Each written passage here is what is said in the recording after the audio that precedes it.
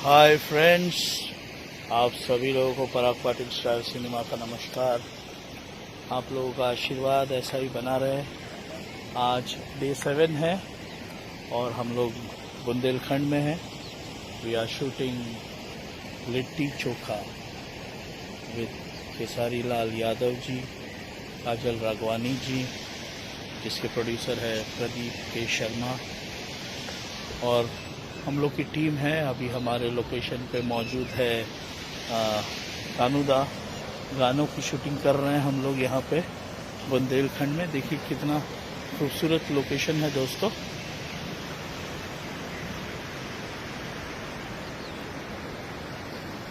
इसी लोकेशन पे हम लोग एक प्यारा रोमांटिक सॉन्ग शूट कर रहे हैं और आप देख सकते हैं, जहाँ तक देख सकते हैं वहाँ पर बहुत ही खूबसूरत पत्थर और इन पत्थरों को चीरती हुई पत्थरों को चीरता हुआ ये पानी।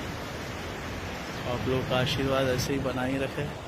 लिट्टी चोखा पर एक खूबसूरत, एक सामाजिक पेशकश लिट्टी चोखा। फिर से संघर्ष के बाद में काजल जी और केसारी जी के साथ में वही टीम है जो संघर्ष की टीम थी।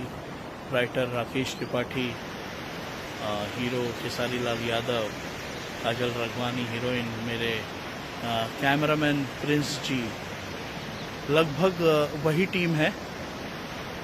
और मेरे प्रोड्यूसर है प्रदीप के शर्मा।